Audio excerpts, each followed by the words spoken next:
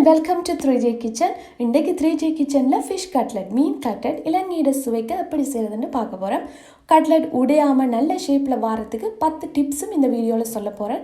தொடர்ந்து இந்த வீடியோவை பாருங்க. இதுவரைக்கும் நீங்க இந்த சேனலை சப்ஸ்கிரைப் பண்ணாட்டி ப்ளீஸ் சப்ஸ்கிரைப் பண்ணுங்க. இந்த வீடியோக்கு கீழே இருக்கிற ரெட் கலர் சப்ஸ்கிரைப் பட்டனை கிளிக் பண்ணுங்க. அதோட பக்கத்தில் உள்ள பெல் சிம்பிளையும் கிளிக் பண்ணுங்க. இப்போ சுவையான உடையாமல் வரக்கூடிய கட்லெட் எப்படி செய்கிறதுன்னு பார்க்கலாம். இதுக்கு 1 கிலோ உருளைக்கிழங்கை நல்லா அவிச்சிட்டு இந்த மாதிரி மசிச்சு எடுத்து வச்சுருக்கிறேன். முதலாவது டிப், சின்ன உருளைக்கிழங்கா இல்லை மீடியம் சைஸ் உருளைக்கிழங்கா எடுத்து சின்ன ஒரு பேனில் போட்டு அவிச்சுக்கொள்ளுங்க.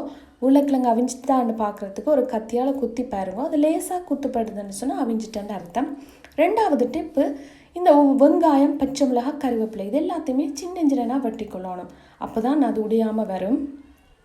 breadcrumbs எடுத்துருக்கிறேன், தேசிக்காய் புளி, லெமன் ஜூஸ்,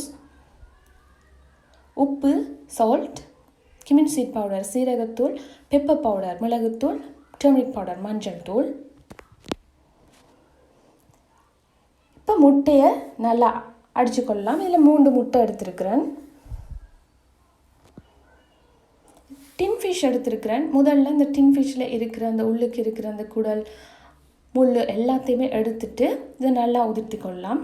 கட்டாயம் டின் ஃபிஷ் தான் எடுக்கணும் வேண்டியில்லை. நீங்கள் உங்களுக்கு விருப்பமான ஃப்ரெஷ் மீன் கூட யூஸ் பண்ணலாம். எக்ஸாம்பிளுக்கு டியூனா மீன் அப்படி கூட நீங்கள் எடுத்துக்கொள்ளலாம். வட்டி வச்சுருக்கிற வெங்காயம், பச்சை மிளகாய், கருவேப்பிலை இது எல்லாத்தையுமே எண்ணெயில் போட்டு நாங்கள் வதக்கி கொள்ளலாம். இதுக்கு 2 மீடியம் சைஸ் வெங்காயத்தை எடுத்து வச்சுருக்கிறேன். அதோட ஒரு 6-7 பச்சை மிளகாயும், ஒரு 2 நெட்டு கருவேப்பிலையும் எடுத்து வச்சுருக்கிறேன். இது உங்களுக்கு கூட போடணுமென்றாலும் நீங்கள் கூட போட்டுக்கொள்ளலாம். வெங்காயம், பச்சை மிளகாய் ஒரு 5 மினிட்ஸ் வதங்கினா போதும். இப்போ 3வது டிப், நாங்கள் வதக்கிற இந்த வெங்காயத்துலேயோ இல்லது உருளைக்கிழங்குலையோ தன்மை இல்லாமல் பார்த்துக்கொள்ளணும். அதனால் உருளைக்கிழங்கு அவிச்சிட்டு நல்லா வடிச்செடுக்கணும். அதே மாதிரி வெங்காயம் அதுகள்லேயும் தண்ணி இருக்கக்கூடாது. இதுக்குள்ளே மீனையும் போட்டு வதக்கி கொள்ளலாம். மீன் போட்டு கன நேரம் வதக்க தேவையில்லை, ஒரு 2 மினிட்ஸ் வதக்கினா போதும். வதக்கும் போது மீன் நல்லா உடையாமல் பார்த்துக்கொள்ளுங்க. ஓரளவுக்கு இந்த மாதிரி துண்டு துண்டாக இருக்கணும். இப்போ மஞ்சளை போட்டுட்டு இதையும் வதக்கலாம்.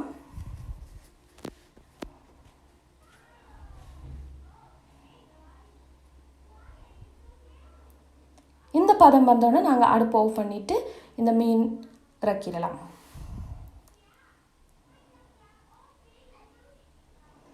இப்போ இந்த உருளைக்கிழங்குக்குள்ளே வதக்கி வச்சுருக்கிற மீனை சேர்க்கலாம்.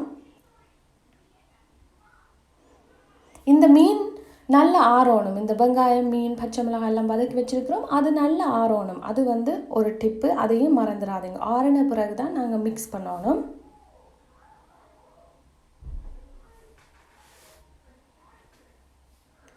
இதுக்குள்ளே நாங்கள் மிளகுத்தூள், சீரகத்தூள், உப்புத்தூள், தேசிக்காய் புளி இது எல்லாத்தையுமே நாங்கள் சேர்த்துட்டு மிக்ஸ் பண்ணலாம். இதெல்லாம் உங்களோட டேஸ்ட்டுக்கு ஏற்ப நீங்கள் போட்டுக்கொள்ளுங்க. உங்களுக்கு புளிப்பு, உரைப்பு எந்த அளவுக்கு வேணுமோ அந்தளவுக்கு போட்டுக்கொள்ளுங்க. சின்ன பிள்ளைகளுக்கு கொடுக்குறதா இருந்தால் கொஞ்சம் உரைப்பை குறைச்சிட்டு, மிளகுத்தூள், மிளகாயில் குறைச்சிட்டு நீங்கள் கொடுக்கலாம்.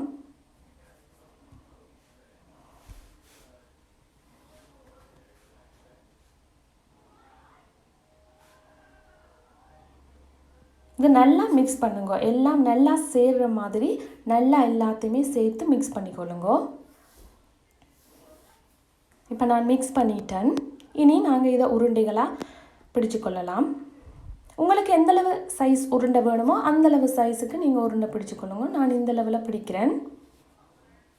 உருண்டை பிடிக்கும்போது நல்லா அமர்த்தி இறுக்கி பிடிக்கணும். அப்போ தான் அந்த மிக்சிங் எல்லாமே நல்லா சேரும். இந்த மாதிரி பிடிச்சிக்கொள்ளுங்க. பிடிச்சிட்டு நாங்கள் அதை வேறு பிளேட்டில் அடுக்கி வச்சுருவோம்.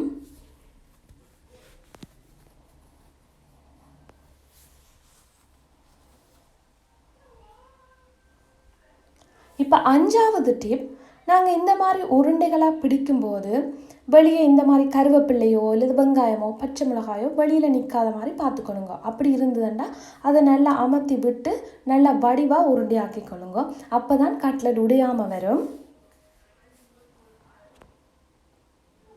இதில் எனக்கு 22 பெரிய கட்லெட் வந்திருக்குது. பெரிய சைஸில் கட்லெட் பிடிச்சிருக்கிறேன் 22 வந்திருக்குது.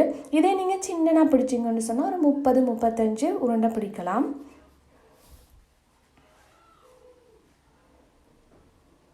இப்போ இந்த உருண்டைகளை முட்டையில் போட்டு துவைச்செடுக்கணும். துவைச்சிட்டு அதை நல்லா வடியுங்கோ. வடிச்சிட்டு இந்த பிரெட் க்ரம்ஸில் போட்டு நல்லா பிரட்டி எடுப்போம்.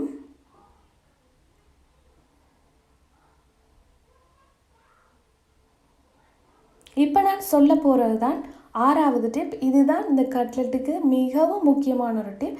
இந்த டிப்பை நீங்கள் ஃபாலோ பண்ணுங்க. இப்போ நாங்கள் உருண்டையாக பிடிச்சிட்டோம். எக்ஸஸாக இருக்கிறத கொஞ்சம் உதிர்த்தி விடுவோம். உதிர்த்தி விட்டுட்டு திரும்ப இந்த முட்டைக்குள்ளேயே நாங்கள் இதை போட போகிறோம். இப்படி நீங்கள் செய்தீங்கன்னு சொன்னால் கட்லெட் கண்டிப்பாக உடையாமல் நல்ல அழகான ஷேப்பில் வரும். திரும்ப நாங்கள் முட்டையில் இதை துவைச்சிட்டு திரும்ப அதே பிரெட் க்ரம்ஸில் பிரட்டி எடுக்க போகிறோம்.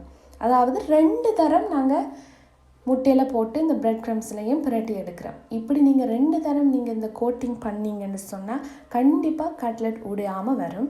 இதை நீங்கள் கண்டிப்பாக ஃபாலோ பண்ணுங்க.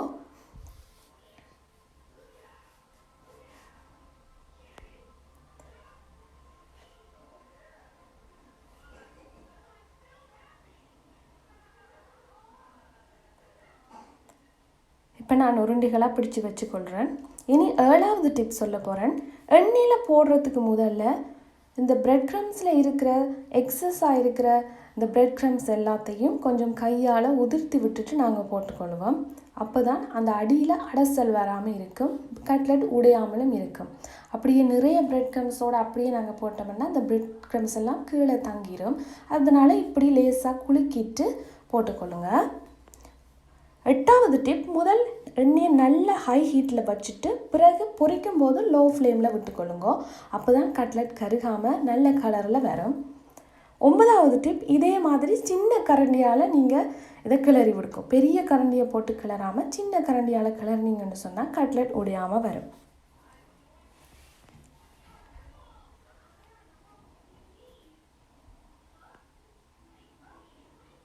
பார்த்தீங்கன்னு சொன்னால் கட்லெட் உடையாமல் அப்படியே இருக்குது. இப்போ இந்த மாதிரி கோல்டன் கலராக வந்தோன்னே நாங்கள் எடுத்து ஒரு பிளேட்டில் வச்சிடலாம். பார்த்தீங்கன்னு சொன்னால் கட்லெட் உடையவே இல்லை.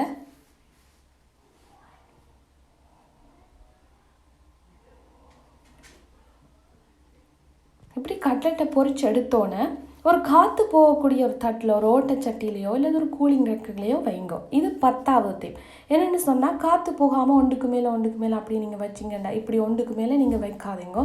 அப்படி வச்சிங்கன்னு சொன்னால் கட்லெட் உடைய பார்க்கும், அதோட அந்த வெக்கையால் கொஞ்சம் நீர் பற்றின மாதிரி வந்துடும். அதனால் இப்படி காற்று போகக்கூடிய ஒரு சட்டியில் வைங்கோ.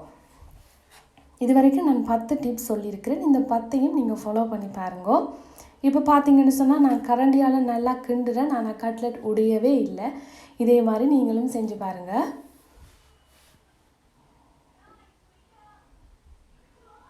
இப்போ நான் எல்லாத்தையுமே பொரிச்சு எடுத்துட்டேன். இது ஒரு ஈவினிங் ஸ்நாக்குக்கு நீங்கள் செய்து கொடுக்கலாம். இல்லை ஏதாவது பார்ட்டியண்டா ஒரு ஸ்டார்டராகவும் நீங்கள் இதை செய்யலாம். ஃப்ரைட் ரைஸ் செய்கிறீங்கண்டா அதோடு சேர்த்து சாப்பிட்றதுக்கும் இது ஒரு சைட் டிஷ்ஷாக நீங்கள் வைக்கலாம். இந்த மாதிரி நீங்களும் உங்களோட வீட்டில் செய்து பாருங்கள். இதுக்கு சேர்த்து சாப்பிட்றதுக்கு டொமேட்டோ சாஸோடு நீங்கள் சேர்த்து சாப்பிட்டீங்கன்னு சொன்னால் இன்னும் சுவை நல்லாக இருக்கும். இந்த வீடியோ உங்களுக்கு பிடிச்சிருந்தால் லைக் பண்ணுங்கள், உங்களோட ஃப்ரெண்ட்ஸ் அண்ட் ஃபேமிலியோடு ஷேர் பண்ணுங்கள், மறக்காமல் சப்ஸ்கிரைப் பண்ணுங்கள். மீண்டும் சந்திக்கலாம். நன்றி.